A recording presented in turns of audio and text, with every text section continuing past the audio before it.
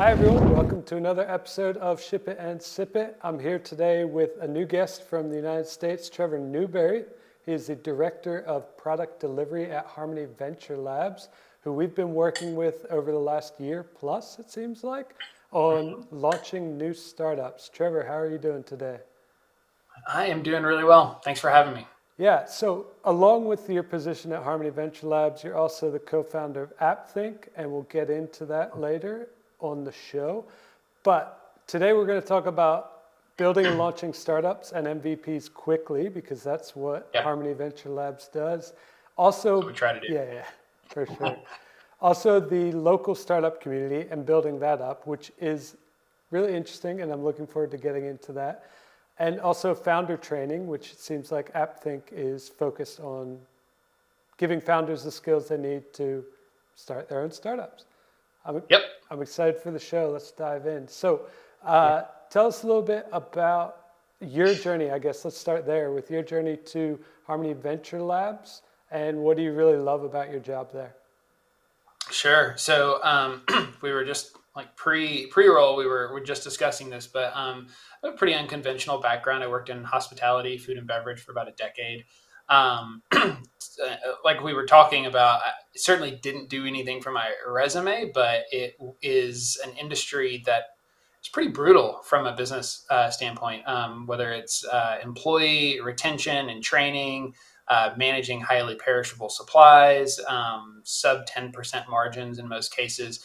Being able to do that successfully is just really, really hard. So I spent a decade working as a chef, as a bartender, managing restaurants, running my own catering companies. Actually did some consulting, helping companies hire and train their kitchen staff, because that was an area that I identified that was really critical to the business operations that often got ignored. Um, in 2000, late 2016, early 2017, I started my consulting company, Newberry Consulting, very creatively named. Um, and I was originally focused on food and beverage because it was the industry that I knew, but I was very interested in technology. I could tell that that's where a lot of the movement was in the business world. And I was fortunate through the work that I had done previously that I had connections with people that ran development shops, that were startup founders themselves. And so I would just take people to coffee and buy lunch, buy coffee, and pick their brains and say, how do I get into this? What do I need to know? What do I need to do? Um, and settled on product management as a path that really resonated with me. It matched with a lot of my skill sets and my interests. So I taught myself, and was very fortunate that I was able to convince some unsuspecting clients to let me do product management for their startups on a contract basis, and got a lot of real world experience. And flash forward to, gosh, it was late 2020, early 2021. I got a call from actually a buddy of mine, Hunter Strickler, who had started working with Shagan as Shagan was starting Harmony Venture Labs, and said, "I think you're perfect for this role. Hope you'll consider it." And I, played coy for a little bit, but of course, back of my head, it was like, "Yeah, this is perfect. Let's do it." So that's the short version of how I ended up at HVL. Yeah. Awesome. And you mentioned Shagan there. Just quick plug. He has a Yeah. great Substack that Yep. he started recently. So go check that out. It's called Let's Build, right? Let's build. Yep. Right. That's So it. you can read all about Shagan. He shares his background there as well. So for anybody that doesn't know, just fill Yeah. them in on that. All right. So Harmony Venture Labs really came out of the gates in 2022, just launching products, Yep. doing what it was built to do.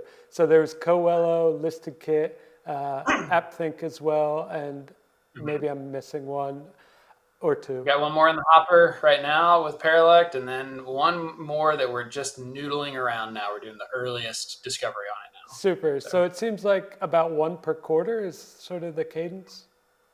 that's, yeah. I mean, if you want to put it on a calendar, yeah, that's about how it works. Honestly, it's just when we feel confident enough to build something. It's a big investment, so we want to make sure we're confident. Yeah, Yeah. yeah. And I want to get into some of the factors and how you sort of quantify that confidence a Yep. little bit later. But yeah, just give us an overview of Harmony Venture Labs, I guess. We've already touched on what Yeah. it does, but from your perspective.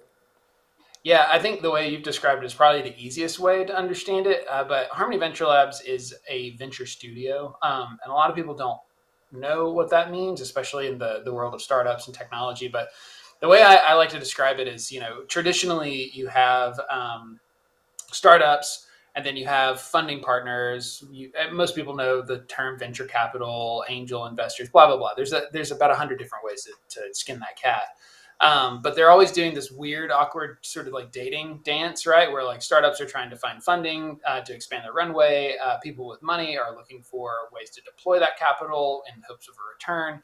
But it can be kind of a long and drawn out process and a little arduous. So what the venture studio model says is that's really inefficient. We're actually going to bring a balance sheet to the table, whether it's by raising a fund or an individual with a lot of money. Seen it done in a bunch of different ways.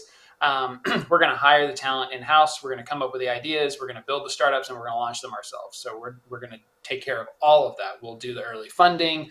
We'll help connect people for follow-on funding rounds. It really turns the startup process into as close as you can into kind of an assembly line, right? So it tries to treat this process as some more of a science and less of an art, although you can never really separate the two of those. But yeah, that's what Harmony Venture Labs does. We build B2B SaaS startups. That's our focus. Yeah. Cool. And you guys are all mostly, I guess, based in Birmingham, Alabama, which I think I can say most people wouldn't think of as a tech startup ecosystem. I was Yeah. in Birmingham once about, geez, it must be 7 or 8 years ago now, working with a nonprofit doing some house rebuilding after a bad tornado. I was on the Mm-hmm. outskirts of Birmingham.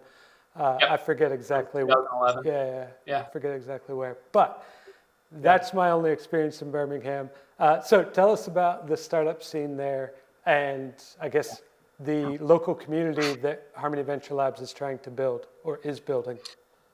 Yeah, so that's interesting. That's part of the mission with Harmony Venture Labs is to build that ecosystem. It's a fledgling ecosystem right now. We have had some success. So obviously, like Therapy Brands, which was Shagan's former company. We've had Ships. We've got Landing. But really, like when we talk about those big hits, it's a handful of people. There's maybe 3 or 4 people that have really struck out and found some success, which is just not enough to really build that ecosystem, right? Like when you think about the valley, I mean, it's just like you can't throw a rock without hitting, a successful or somewhat known startup founder, right? You really need a density of entrepreneurs, of leaders in this community, but also of individual contributors. So like there's a real problem with finding like product designers and product managers and engineers are bleeding out everywhere. You guys know that. So part of the mission for HVL is not just to build companies, but it's also to build that ecosystem here in Birmingham. So I guess the short answer to that is it's a burgeoning ecosystem. We've had some successes. We've got some central areas where people kind of congregate and share their experiences and their stories, but it's not quite where it needs to be. And so our hope is to contribute to building companies that are headquartered in Birmingham that can attract talent from a financial perspective. When we have big successes, if we can manage a handful of good exits, that just brings capital back into the city, especially like being located here. Typically, we find that like successful founders that have had that kind of exit, they go on to fund the other startups, right? It's a virtuous cycle. And so what we're trying to do outside of just building the startups and obviously looking for that return on the investment is also building that ecosystem here. So I hope that answers that question. Yeah, and maybe you could share a little bit like what are some of the pluses of building that there? I mean, from an outside perspective, maybe somebody would think that it makes more sense just to move it all to Atlanta or a bigger city to make it happen. There are some really, really powerful ecosystems around us. Like Nashville is doing great. You mentioned Atlanta is doing great. Obviously, Miami is doing great. All within several hours of either driving or flying. Obviously, like you go out to Austin, that's doing great.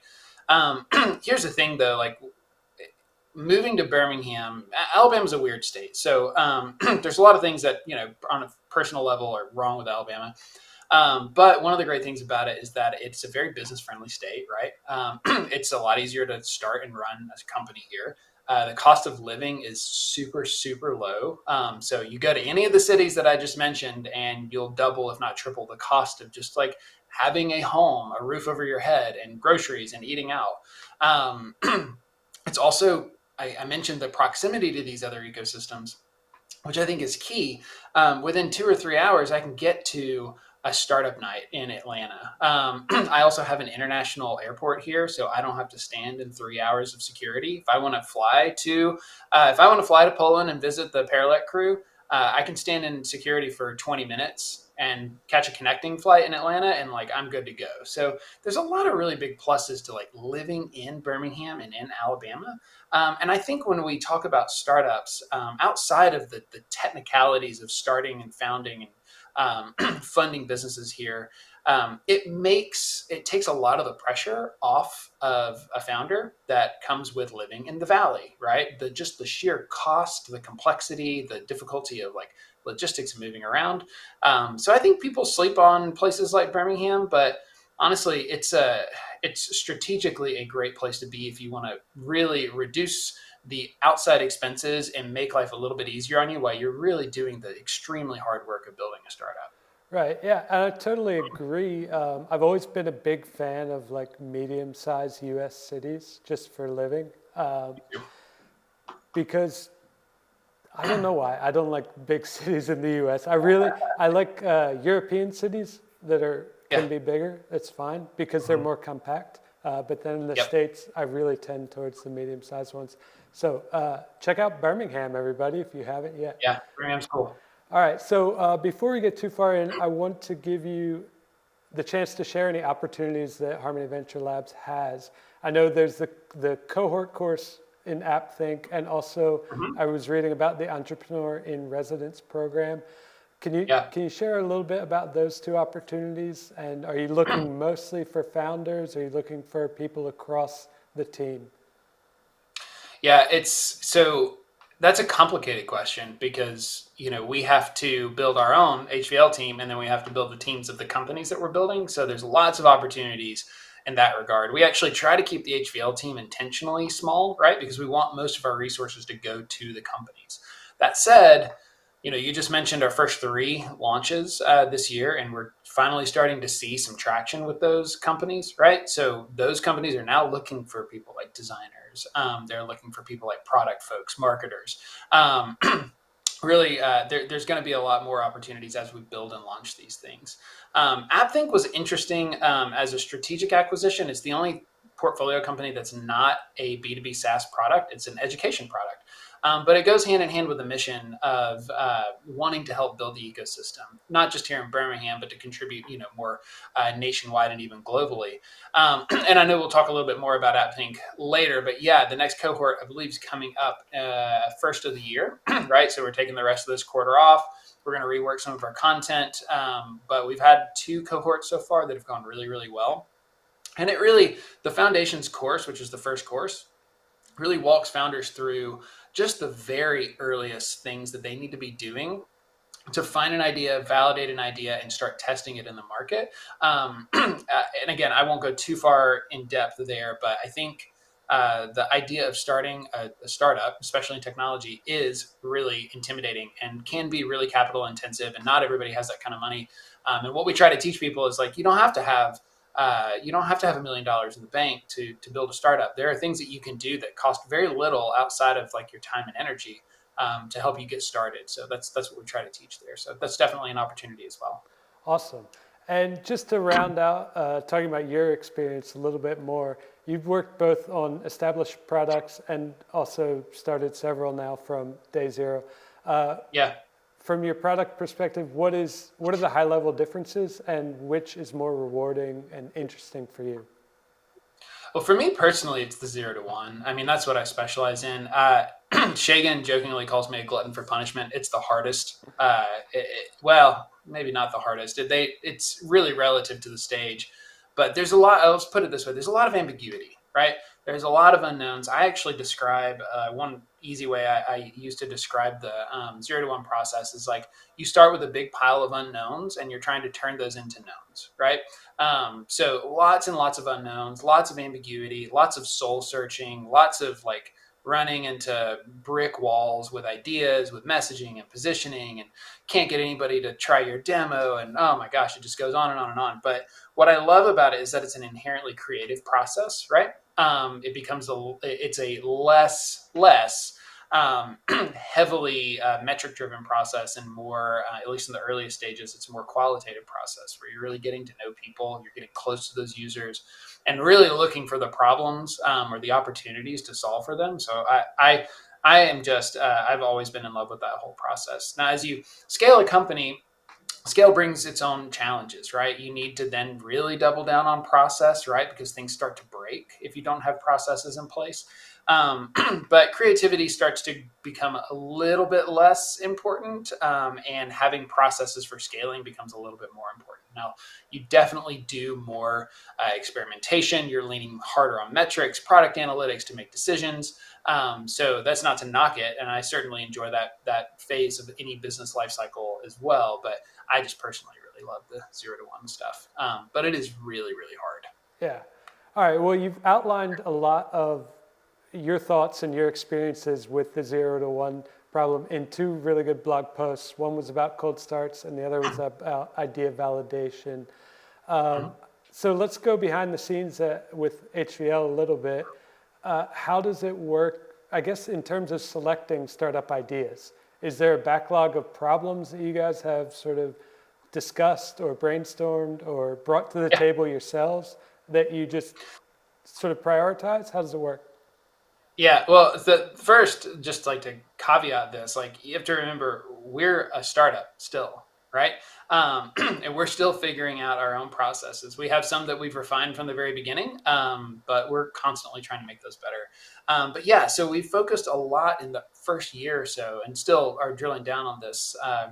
With internal ideation, like how do we get better at coming up with ideas as a team? And that's a skill set. And we've done actually through AppThink, we've done a couple of workshops around this. But this is a fun one for me to teach because people uh, generally think of ideation as like I'm taking a shower and like a lightning bolt hits me, right? And I've got the next Uber, right?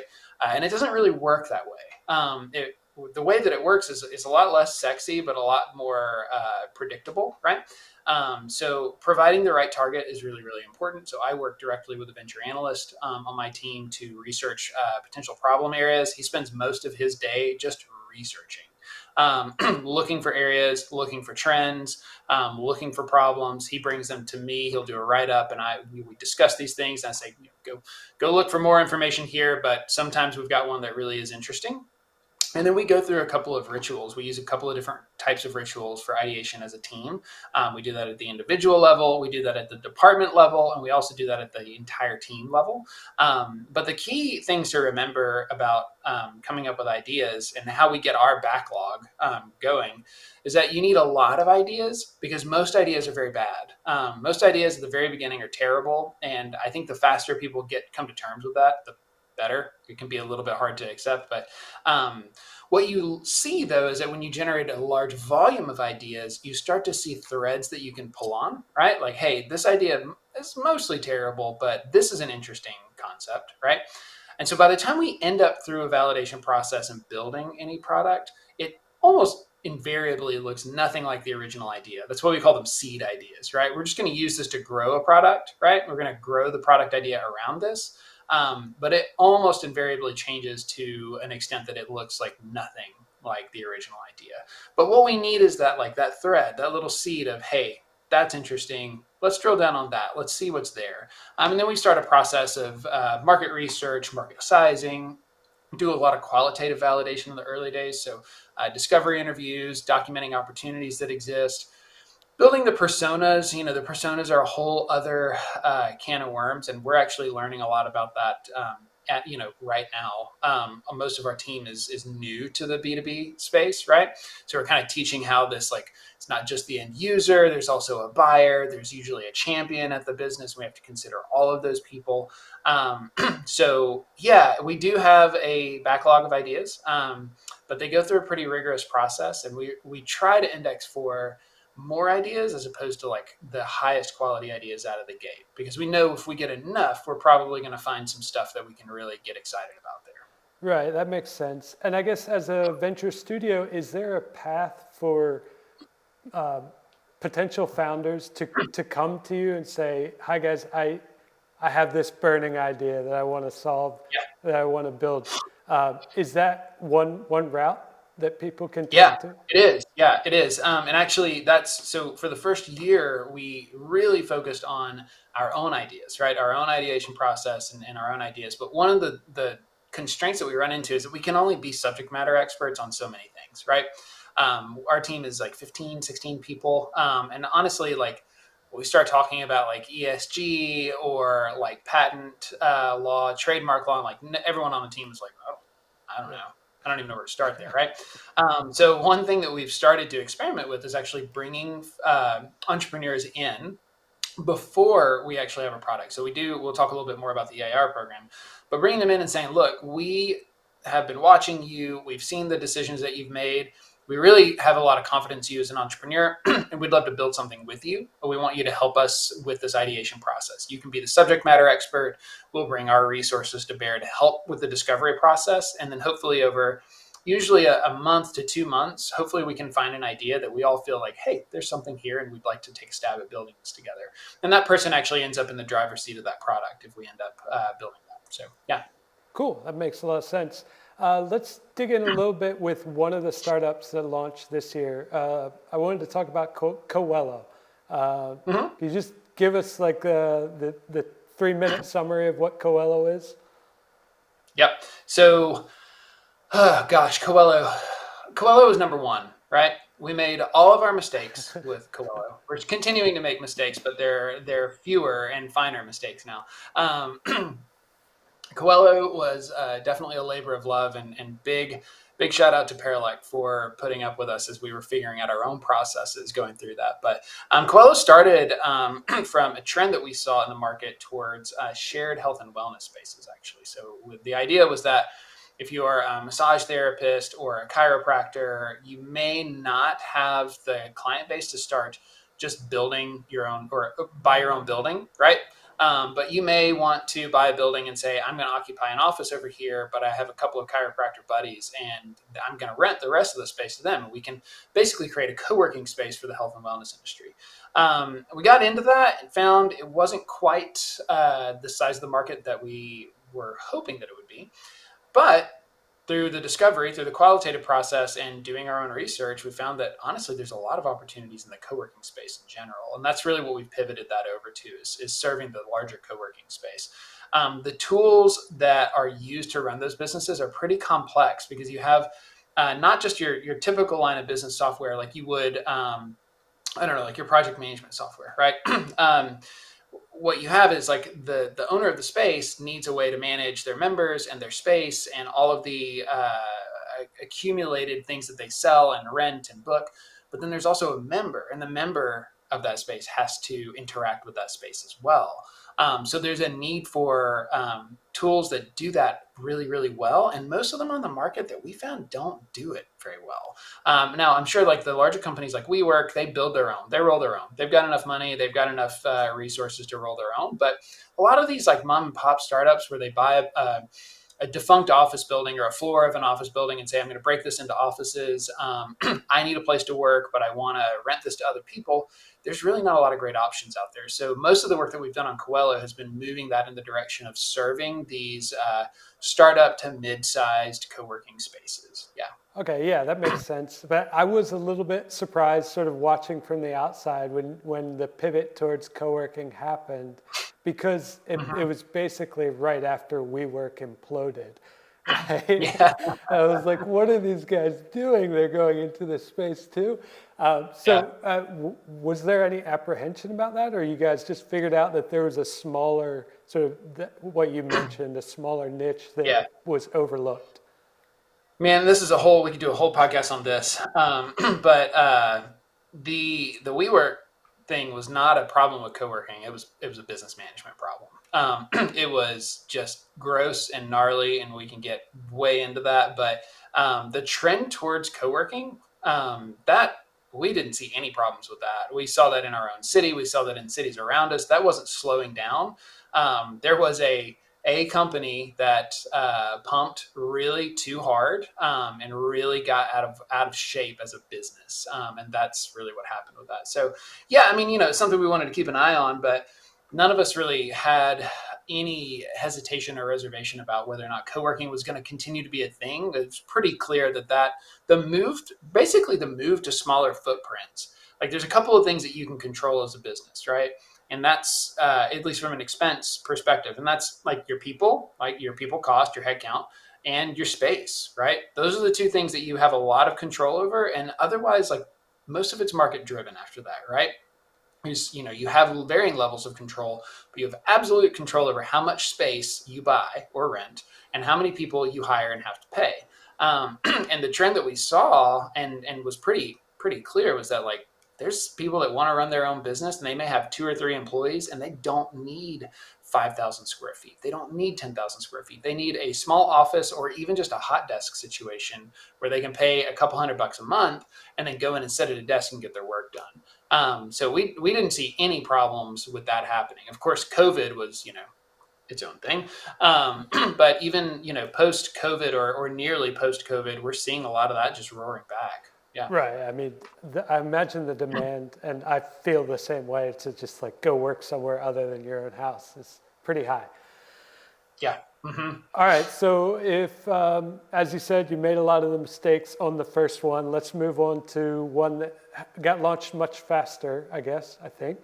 ListedKit. A whole lot faster. Yeah. ListedKit was the 2-month MVP, as Andrew Orsich wrote about on his blog. So tell us about ListedKit, and I guess why was speed such a priority with that one? Speed is a priority with all startups. Every minute that you don't have a product in somebody's hands is a minute that you're not learning. You're not generating customer loyalty and engagement. You are burning money, right? Like it costs a lot of money to run a business, even if you don't have a product on the field. So speed to market is just critical, right? Not just for ListedKit, for all of them. So the idea around ListedKit, or at least as it was built, this 2-month MVP, we looked back at Cowello and said, God, that took 4, 5, 6 months to get out the door. That's just way too slow. We need to be scrappier. We need to move faster. And thankfully, Andrew was willing to work with us on that to develop a process and a system for that. So that was really that was the impetus behind that. And I can talk a little bit about more of like the product strategy, like why that's important and how you accomplish that. But ListedKit was the first run at that, and it was really successful. And even to this day, I think that the Paralect team on that product has been reduced, but even the small team is moving really, really fast, which is it's paid dividends moving forward, which is really cool to watch. Yeah, I guess just in terms of the strategy, what were some of the main factors that allowed you to launch it so quickly? How did you figure out what to leave on the chopping block floor, et cetera, et cetera? Yeah. That's a really hard process. So thankfully, because we do this for a living, we have a little less, now I won't say no, but we have a little less of an emotional attachment to things like scope, right? Feature scope. So what that process looks like is an agreement up front. We want a 2-month MVP, right? We know we can only build so much in 2 months, right? So what is required is a really close relationship with our development partner, right? So we had to work really, really closely with Paralect, with Roman and Anna on the team, especially up front, to say like, they would really push us hard and say, do we need this? Do we absolutely need this? How can we deliver the core piece of value for ListedKit in 2 months?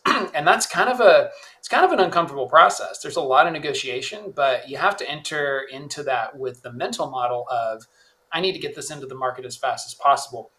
You don't stop developing a product once you enter the market, right? So what do I absolutely need? What do I have to have at day one when I enter in the market? And that needs to be the rubric that you use to decide what actually gets built. Now, from a technical perspective, I'm not technical, right? So I'm not a developer. So I think Andrew and the developers on the team would probably be able to speak to this better. But I think what is required is actually finding a tool stack, building as little as possible from scratch, using a set of tools that you can rinse and repeat with, that you get really comfortable with, that you can move quickly with.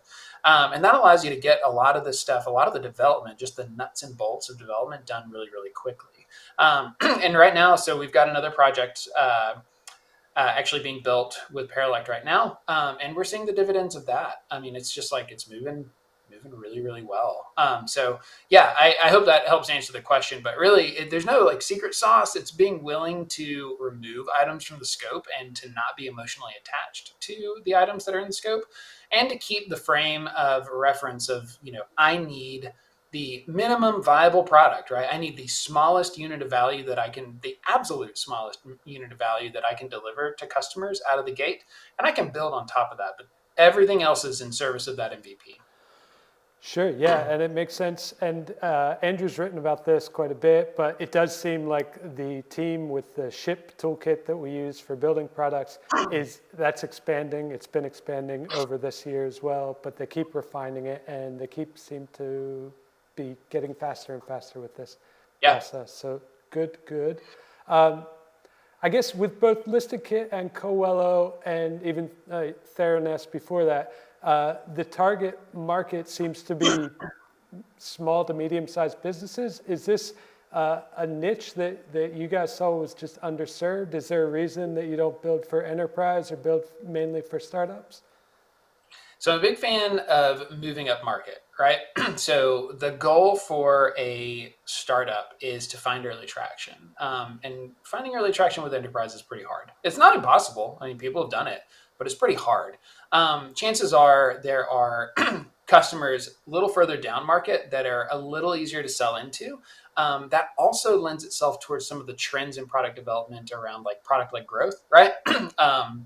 It's a really trendy topic. I'm a big fan of it. It doesn't work for everybody. But the idea there is that the product does a lot of the work of awareness and acquisition and engagement for you, right?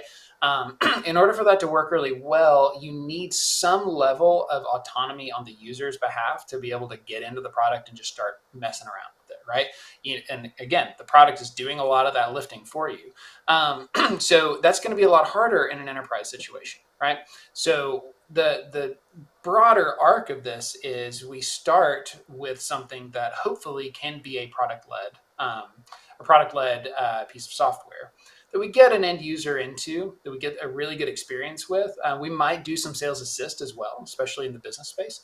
But that helps us acquire some of these users that are a little bit more flexible and can actually do that. As a company grows, we start to get a sense of what an enterprise, like a higher dollar value customer would want, and we're going to start moving our product offerings in that direction. But it's just a little bit easier to enter the market at the small and mid-sized level. It doesn't preclude enterprise products. It doesn't mean we won't ever build an enterprise product, but it certainly does allow us to find our early users and find our early traction a little bit easier. Yeah. That makes a lot of sense. All right, so that was ListedKit and Cowello. Now let's talk about a little bit more about focusing on founders and the Cohort course, AppThink. According to LinkedIn, you've been there for almost 2 years. What's your journey been like? And I guess why is it launching now and not, 2 years ago? Not 2 years ago. Yeah. It's a fun story. So, when I started my consulting firm, this was a little different. A lot of people start consulting firms because they've had some successes and they know they can leverage that knowledge and that experience for, frankly, a lot of money, right?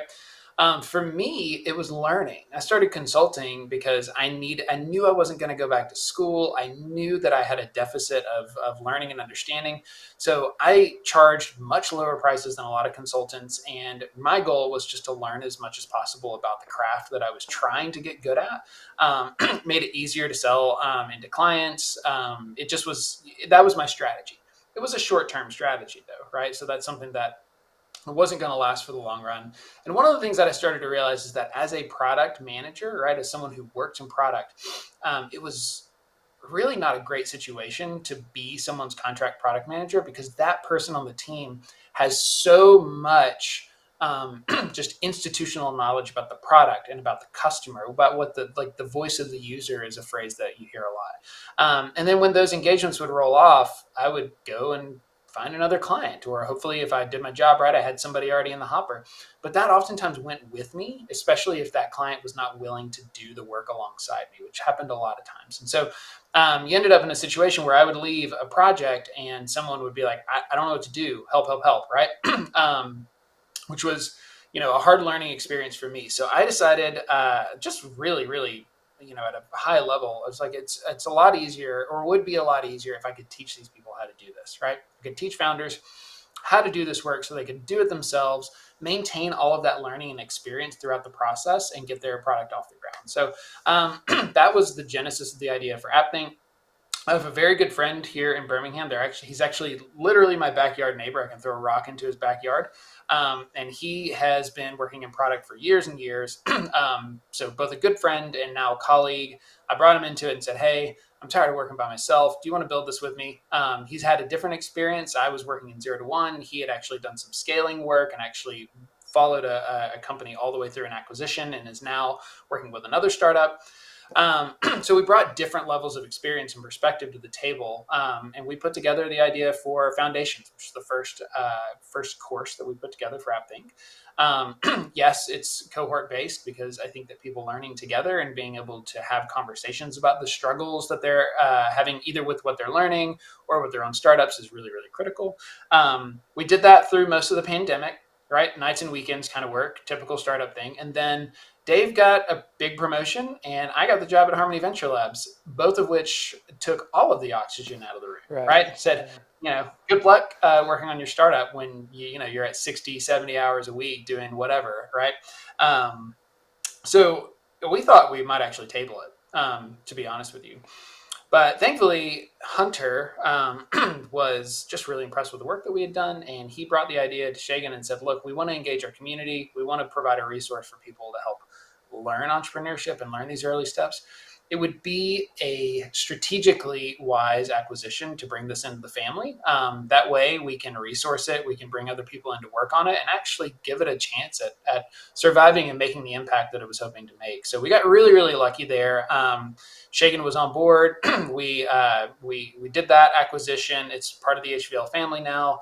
Hired a CEO who's just wonderful. So Kelly Clark is actually leading it now and running it and doing just a very, very good job.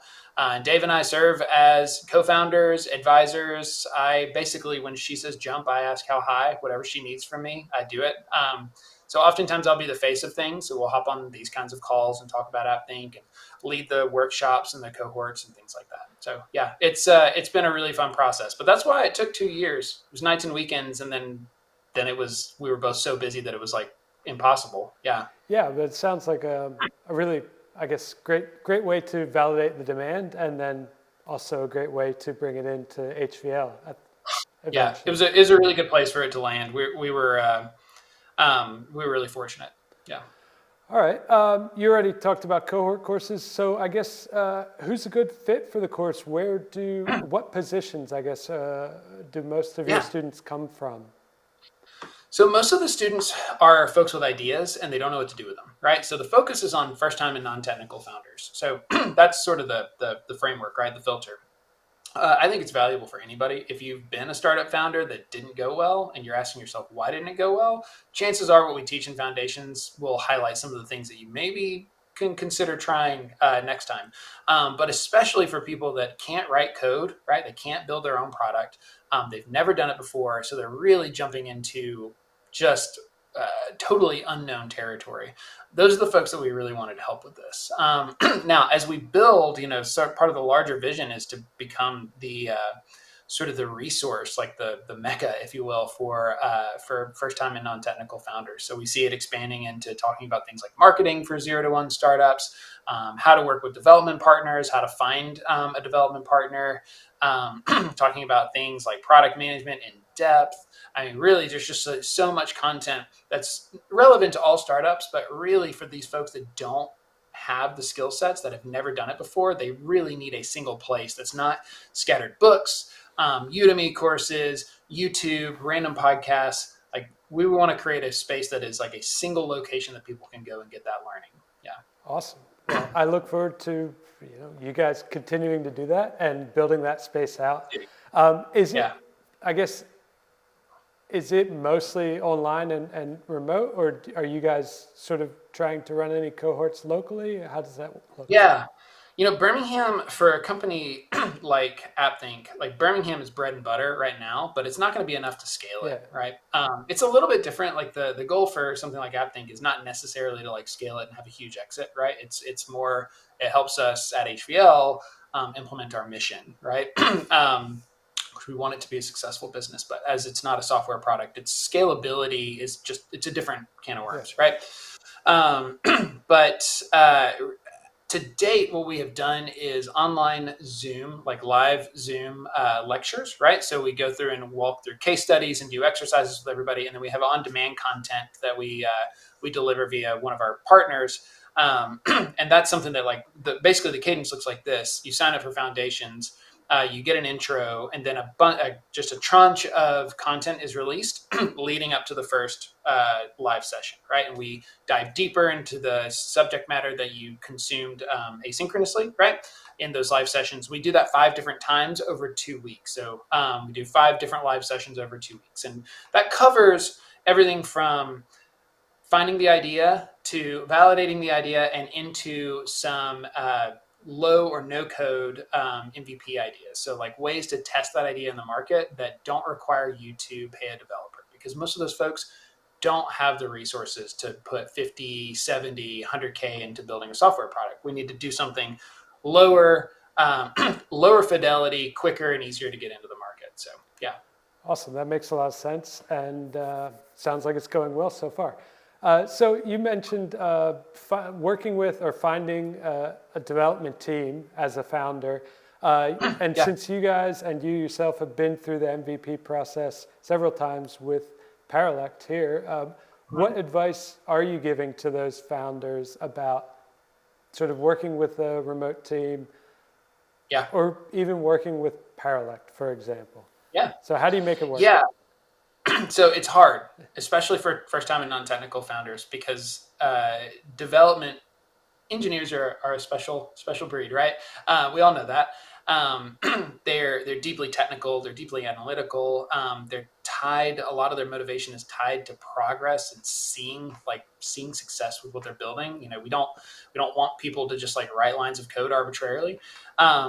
We want them to be tied to the success, the outcome that we're looking for. And so one of the things that we teach is whether you go out and find a technical co-founder, or if you work with an onshore development shop, or you work with an offshore development shop like Paralect, what you need to do is treat these people as a part of the team. You can't sequester them away from the learning during discovery, from what you're hearing from users. They need to be connected at every step and stage of the process, which can be pretty hard. I mean, to be honest, we don't even do as good a job as I'd like for us to with our Paralect teams. I'd love for them to be able to be more connected to the discovery process and the customers themselves. But we do as much as we can at the moment. And that's what we teach our founders is, engineers really should not be hired guns, right? Development teams should not be mercenaries. They need to be a part of the team and connected to the customers and connected to the outcomes, the business outcomes that they're trying to drive.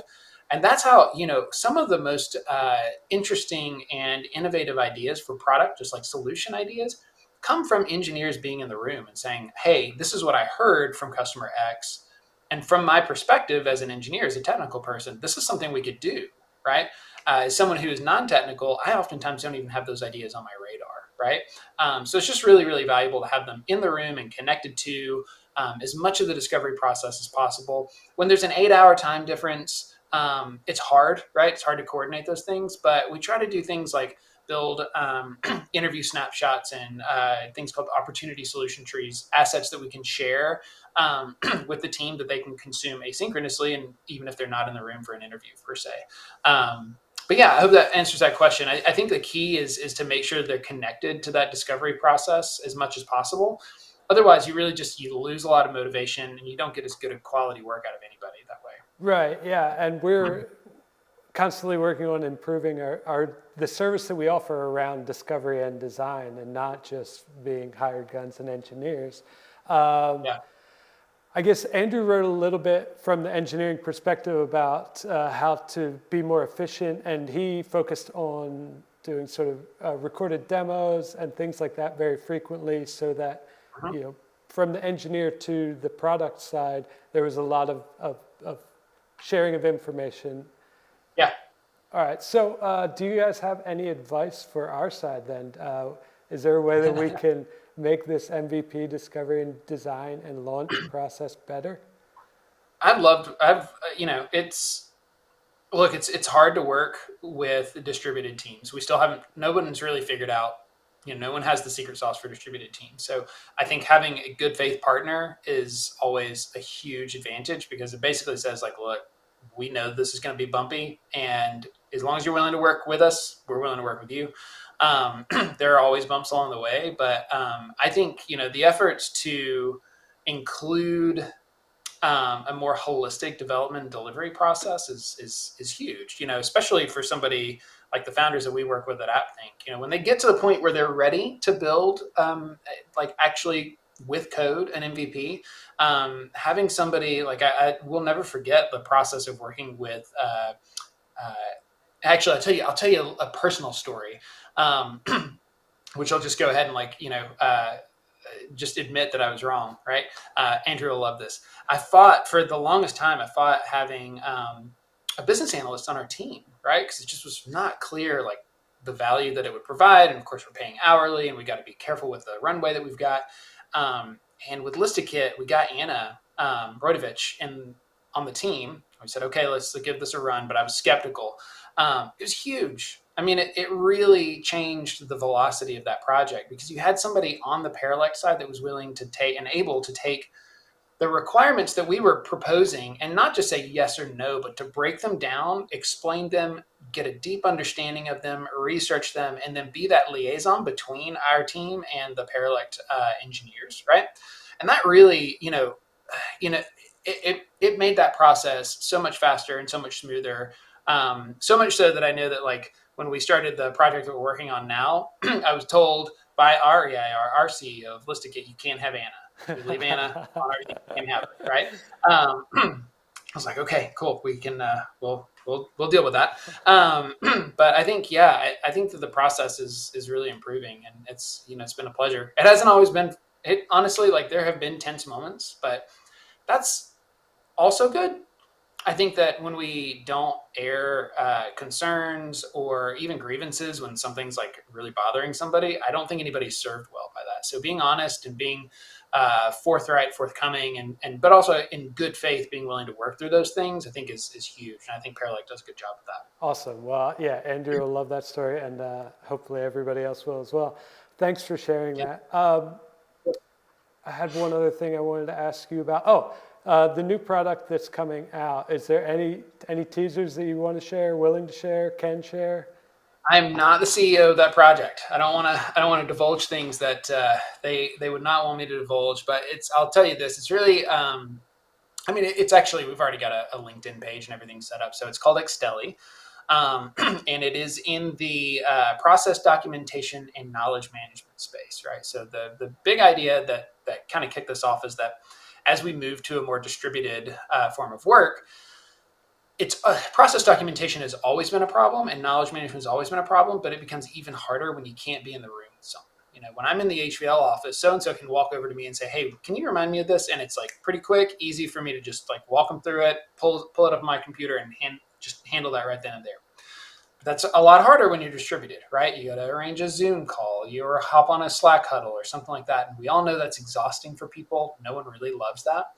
So we're looking for better ways to help with documenting process that can be self-service, and also managing the knowledge that exists on teams in a way that allows it to be distributed easily across functional areas. And even getting into like customer enablement. Like, can we actually bring that to bear to help customers be more successful with products? So that's kind of the general space that we're working in. We're really excited about it. The EIR that we've got leading the charge and will be the CEO at launch. It's just brilliant. We've really loved working with him. So we're all really excited about this one. Awesome. Well, look forward to seeing it go to market and checking it out, maybe, and reading about it as you guys launch and go through the launch process. Thank you so much for your time, Trevor. That's all the questions I had for you. Is there anything else you'd like to share with our listeners? No, I've really enjoyed this process. I've enjoyed meeting you, my doppelganger at Paralect. If anybody out there has any big ideas and they want to build it with someone, come talk to me. I'm always looking for really good ideas and more importantly, looking for really good founders that we can trust with these products to build them and scale them. So yeah. Awesome. Yeah. Go check out. I believe you guys just relaunched a new design of the website, right? Yeah. Yeah. Website's brand new. HarmonyVentureLabs.com. Check it out. If you're local to Birmingham, or if you'd love to be local to Birmingham, or anywhere in the U.S., I guess guys are probably open. Yeah. Awesome. Yeah, definitely. Thank you so much, Trevor, and have a lovely Friday.